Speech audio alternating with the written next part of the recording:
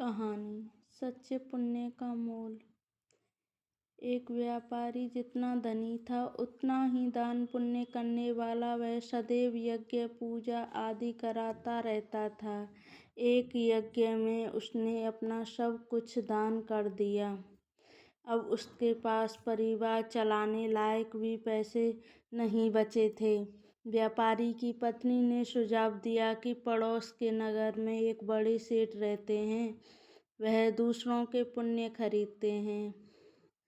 आप उनके पास जाइए और आप अपने कुछ पुण्य बेचकर थोड़े पैसे ले आइए, जिससे फिर से काम धंधा शुरू हो सके। पुण्य बेचने की व्यापारी की बिल्कुल इच्छा नहीं थी, लेकिन पत्नी के दबाव और बच्चों की चिंता में वह पुण्य बेचने को तैयार हुआ। पत्नी ने रास्ते में खाने के लिए 4 रोटियां बनाकर दे दी, नाश्ते के लिए। व्यापारी चलता चलता उस नगर के पास पहुंचा जहां पुण्य की खरीदार सेठ रहते थे। उसे भूख लगी थी। नगर में प्रवेश करने से पहले उसने सोचा भोजन कर लिया जाए। उसने जैसे ही रोटियां निकाली, एक कुतिया तुरंत के जन्मे अपने 3 बच्चों के साथ आ खड़ी हुई। कुतिया ने बच्चे जंगल में जन्म दिए थे। बारिश के दिन थे और बच्चे छोटे थे, इसलिए वह उन्हें छोड़कर नगर में नहीं जा सकती थी। व्यापारी को दया आ गई। उसने एक रोटी कुतिया को खाने के लिए दे दी। कुतिया पलक झपकते रोटी चट कर गई, लेकिन अब वह भी ख्वाक से हाँफ रही थी। व्यापारी ने दूसरी रोटी, फिर तीसरी और फिर 4 रोटियां कुतिया को खिला दी।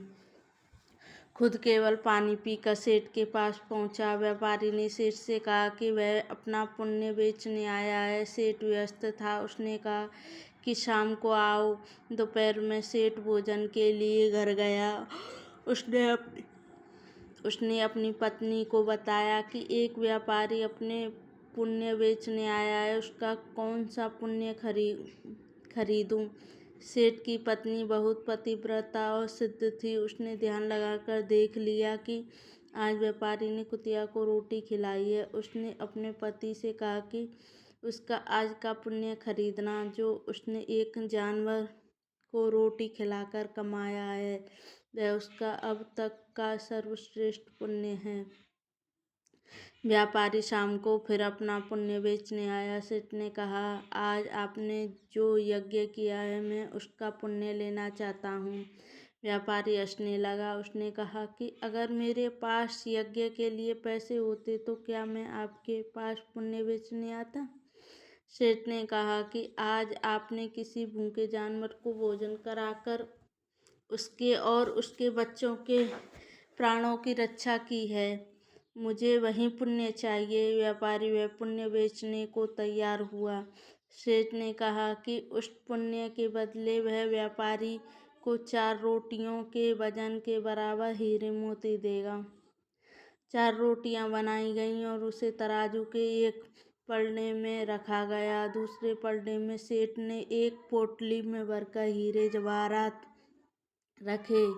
पलड़ा हिला तक नहीं। दूसरी पोटली मंगाई गई, फिर भी नहीं हिला। कई पोटलियों के रखने पर भी जब पलड़ा नहीं हिला तो व्यापारी ने कहा, सेठ जी, मैंने विचार बदल दिया है। मैं अब पुण्य नहीं बेचना चाहता। व्यापारी खाली हाथ अपने घर की ओर चल पड़ा। उसे डर हुआ कि कहीं घर में घुसते ही पत्नी के साथ कलह और शुरू हो जाए। जहाँ उसने कुतिया को रोटियां डाली थी, वहां से कुछ कंकड़ पत्थर उठाए और थैली में रख लिए। और घर पहुंचने पर पत्नी ने पूछा कि पुण्य बेचकर कितने पैसे मिले, तो उसने थैली दिखाई और कहा, इसे भोजन के बाद रात को ही खोलेंगे। इसके बाद गांव में कुछ उधार मांगने चला गया। इधर उसकी पत्नी ने जब से थैली देखी थी, उसे सब्र नहीं हो रहा था। पति के जाते ही उसने थैली खोली। उसकी आंखें फटी रह गईं। थैली हीरे जवाहरातों से भरी थी। व्यापारी घर लौटा तो उसकी पत्नी ने पूछा, पूछा कि पुण्यों का इतना अच्छा मोल किसने दिया, इतने हीरे जवाहरात कहाँ से आए। व्यापारी को अंदेशा हुआ कि पत्नी सारा भेद जानकर ताने तो नहीं मार रही, लेकिन उसके चेहरे की चमक से ऐसा लग नहीं रहा था। कि व्यापारी ने कहा, दिखाओ कहाँ हैं हीरे जवाहरात। पत्नी ने लाकर पोटली उसके सामने पलट दी।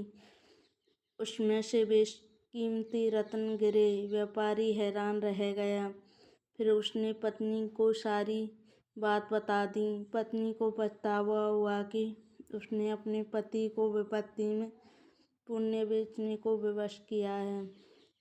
दोनों ने तय किया कि वह इसमें से कुछ अंश निकालकर व्यापार शुरू करेंगे। व्यापार से प्राप्त धन को इसमें मिलाकर जन कल्याण में लगा देंगे। ईश्वर परीक्षा लेता है। परीक्षा में वह सबसे ज़्यादा आपके उसी गुण को परखता है जिस पर आपको गर्व हो। अगर आप परीक्षा में खरे उतरे जाते हैं तो ईश्वर गुण आप में हमेशा के लिए वरदान स्वरूप दे देते हैं। अगर परीक्षा में उत्तीर्ण ना हुए तो ईश्वर उस गुण के लिए योग्य किसी अन्य व्यक्ति की तलाश में लग जाते हैं। इसलिए विपत्ति काल में भी भगवान पर भरोसा रखकर सही राह चलनी चाहिए। आपके लिए भी कंकड़ पत्थर अनमोल रत्न हो सकते